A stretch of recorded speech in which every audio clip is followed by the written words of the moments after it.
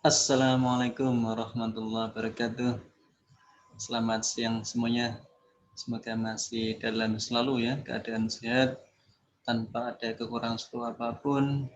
Dan minggu depan kalian sudah memasuki ya bulan Ramadan ya, bulan di akhir minggu terakhir di bulan Sya'ban.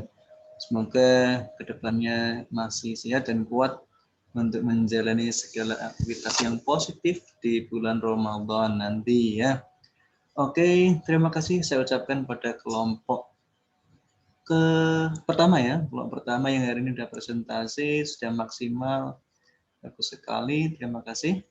Dan pada kesempatan kali ini di video saya, yang kali ini saya akan mencoba untuk sedikit mengulas ya, apa yang sudah disampaikan oleh kelompok pertama terkait materi kita pada pagi hari ini ya, tentang asas-asas atau konun dalam berpikir di dalam ilmu logika. Oke, saya share dulu materinya ya.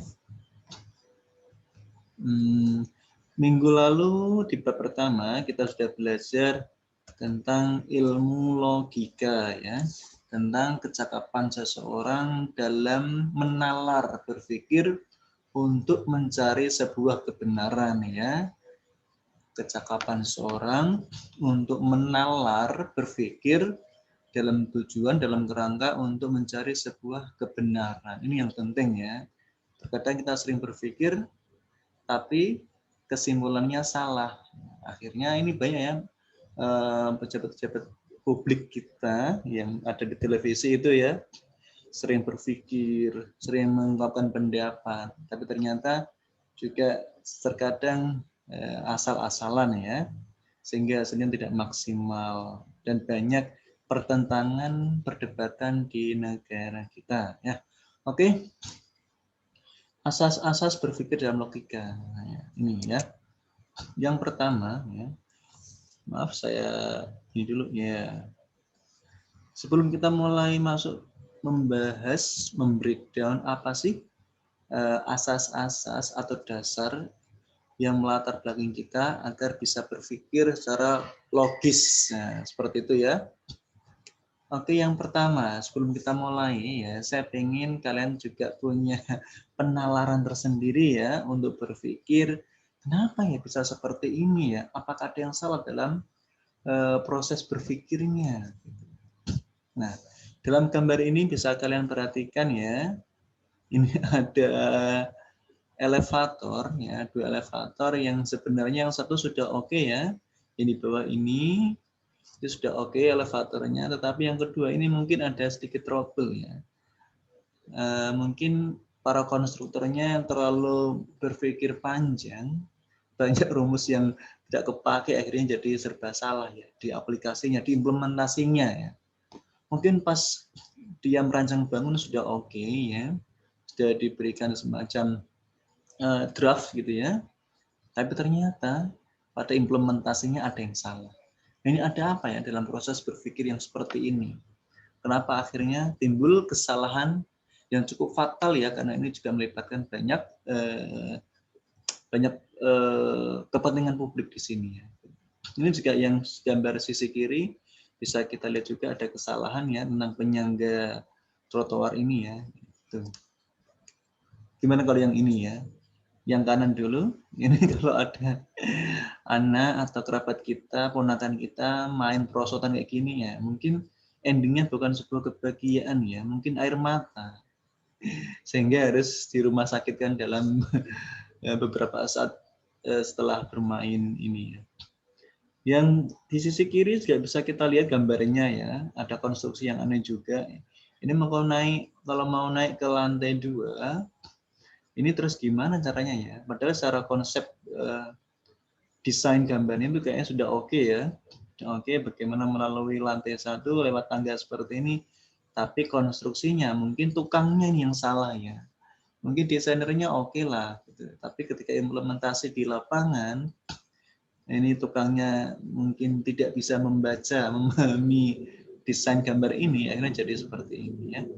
Ada yang salah dalam proses berpikir, menalar dan mengimplementasikan kebenaran itu di lapangan gitu ya.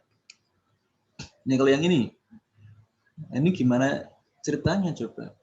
Jika ada pejalan kaki atau mungkin pengguna jalan ya, jalan raya melihat adanya lampu lalu lintas yang tidak bisa terbaca, ini gimana?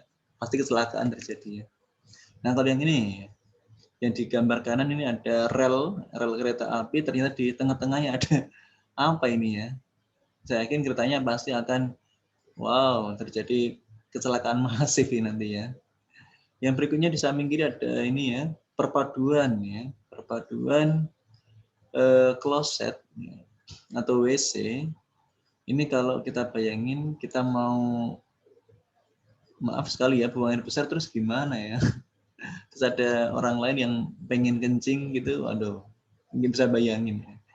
Yang berikutnya gambar di kiri ada hydran. Hydran ini mau kita manfaatkan ya, tapi kok kayak ranting gini ya, kita mau bukanya gimana coba? Ini hal-hal yang kesannya adalah sangat urgent, penting, tapi karena ada kesalahan cara konsep dan implementasinya, jadinya ya tidak banyak guna malah ya, malah yang merugi. Oke, sekarang kita langsung ke materinya ya. Nah, kita membahas tentang asas berpikir dalam ilmu logika. Nah, kalau kita breakdown, ini ada kata asas dan berpikir gitu ya. Asas adalah menurut KBBI ya, Kamus Besar Bahasa Indonesia, asas itu adalah sebuah dasar atau sesuatu yang menjadi tumpuan berpikir dan berpendapat. Jadi kalau kita berpendapat, kita berpikir harus punya dasarnya ya, tidak hanya asal jeplaan gitu. Maka dari itu, asas pemikiran merupakan pengetahuan mengenai dari mana pengetahuan yang lain itu tergantung dan dimengerti ya.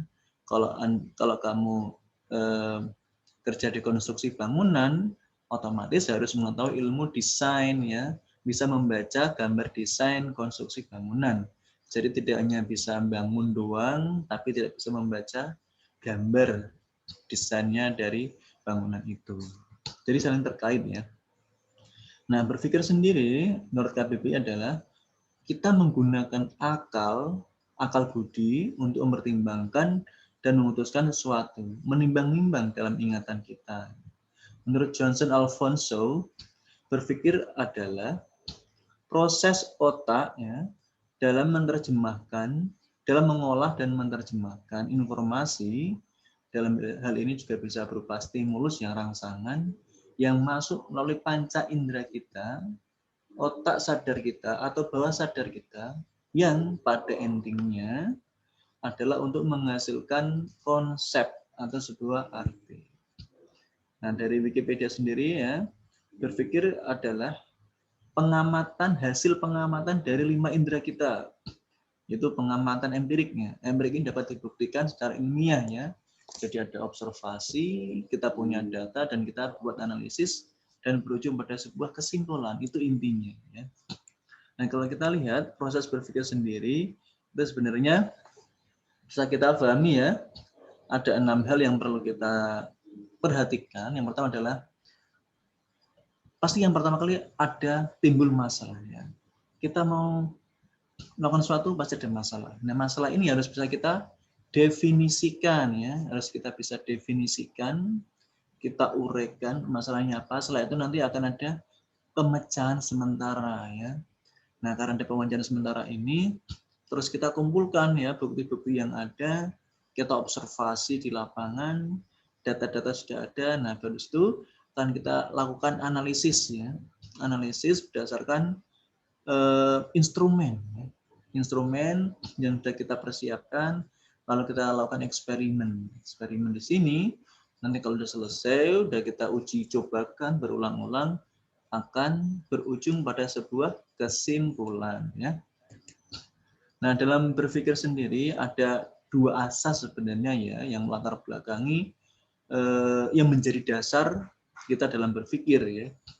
Ada namanya asas primer dan juga ada yang namanya asas sekunder. Apa maksudnya ini ya? Jenis-jenisnya apa saja? Kalau asas primer atau asas utama, itu ada asas identitas, asas kontradiksi, asas penyisian kemungkinan ketiga, asas alasan yang mencukupi ya. Nah, dari asas sekunder ini yang kedua adalah asas yang tidak utama, asas yang sebagai tambahan. Ada namanya asas kesesuaian, asas ketidaksesuaian, asas dikenakan semua, dan asas dikenakan pada semua. Nah, kita akan coba ulas satu persatu ya. Yang pertama adalah asas identitas, atau bahasa latinnya adalah principium identitatis. Kalau dalam bahasa Arab sering kita sebut dengan qanun zatiyah. Qanun zatiyah. Jadi prinsip ini, asas identitas ini adalah mengandung pengertian bahwa asas harus digambarkan pada sebuah hakikat atau unsur mutlak dalam suatu hal. Ya.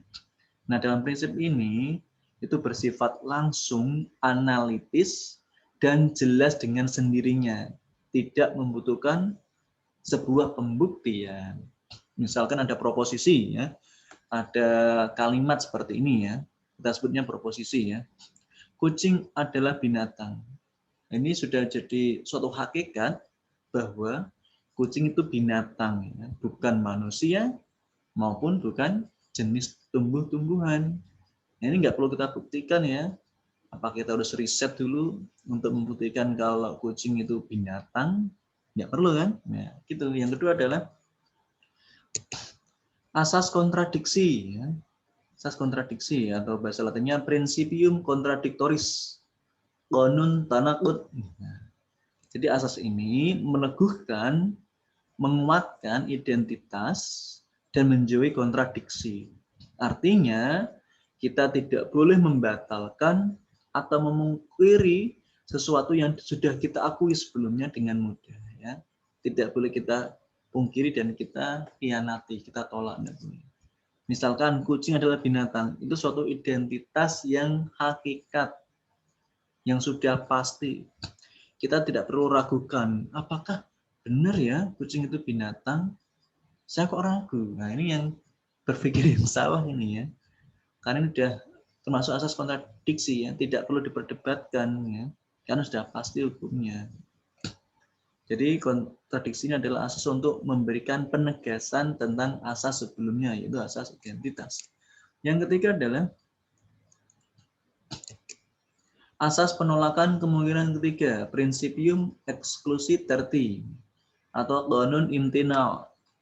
Jadi di sini keputusan atau kesimpulan yang benar bukanlah semata-mata didasarkan oleh sikap kompromis, di mana artinya adalah jika ada keputusan atau kesimpulan yang saling bertentangan, kita harus tegas. Tegasnya apa? Karena hanya ada satu kemungkinan yang benar, tidak ada kemungkinan yang ketiga. Contoh ya, ini ada dua preposisi mengatakan seperti ini ya. Semua siswa kelas ini tekun dan rajin. Beberapa siswa kelas ini yang tekun dan rajin. Nah, dua proposisi ini bisa saja dia benar, bisa saja salah. Ya. Tapi dua-duanya tidak bisa kita jadikan simultan, sesuatu yang bersamaan. Ya. Karena pasti ada yang satu yang benar, satu yang salah. Kita harus tegas milih di antara dua proposisi ini. Ya. Apakah di kelas itu semua siswanya pinter atau hanya beberapa. Jadi salah satu hanya yang benar atau salah dan tidak ada kemungkinan yang lain. Jadi seperti itu ya. Ya, selanjutnya yang keempat adalah asas alasan yang mencukupi, principium rationis sufficientis. Jadi di prinsip ini setiap entitas X ya, jika ada X ada, maka tentunya ada penjelasan. Penjelasan yang cukup mengapa adanya entitas X itu. Artinya gini ya, jika ada peristiwa E terjadi, maka harusnya tentunya ada penjelasan yang cukup mengapa peristiwa ini terjadi. Contoh ya, ada batu jatuh. Kenapa bisa jatuh? Tentunya ada alasan, karena adanya gravitasi bumi, gitu ya. Kenapa ada anak lahir? Tentunya ada proses pembuahan ya antara pasangan suami istri, seperti itu ya. Kenapa ada mahasiswa? Ya karena ada kampus. Kalau kampus nggak ada mahasiswanya, apa yang terjadi? Mungkin kampusnya tutup ya. Oke, selanjutnya kita masuk ke asas sekunder ya, pengkhususan asas primer ya. Jadi di sini ada yang namanya asas kesesuaian, di mana asas ini menyatakan bahwa ada dua hal yang sama, namun salah satu di antaranya sama dengan hal yang ketiga. Kalau kita rumuskan jadinya seperti ini ya. Jika ada A sama dengan B, maka B sama dengan C. Ya. Dan bisa kita tarik kesimpulan bahwa kalau A itu sama dengan C. Contohnya ya, semua perempuan adalah cantik. Oh, maaf. Semua perempuan adalah cantik. A sama dengan B. Semua yang cantik berambut panjang. B sama dengan C. Nah, kalau kita tarik kesimpulan ya dari dua proposisi ini adalah maka semua perempuan berambut panjang, semua perempuan itu berambut panjang. A sama dengan C. Yang kedua adalah asas ketidaksesuaian. Asas ini menyatakan bahwa ada dua hal yang sama. Akan tetapi salah satu di antaranya tidak sama dengan yang ketiga.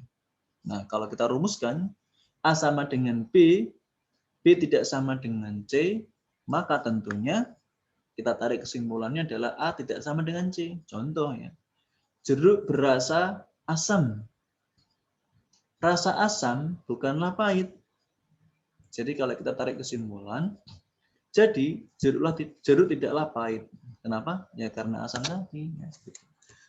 Yang berikutnya adalah dari sudut luasnya, ada yang namanya asas dikenakan semua ya. Contoh, anjing adalah mamalia. Mamalia memiliki hati. Kesimpulannya, oleh karena itu, semua anjing berarti memiliki hati. Yang terakhir adalah asas dikenakan pada semua. Ini jangan salah persepsi ya, ini hampir sama banget tapi ada perbedaannya. Contohnya, anjing adalah mamalia. Mamalia tidak memiliki insang. Oleh karena itu kesimpulannya, semua anjing tidak memiliki insang. Jadi di sini proposisi kedua berpola negatif ya, ada kata tidak di sini. Terus dibuat kesimpulan seperti itu. Nah, mungkin itu bisa saya sampaikan pada kesempatan kali ini ya.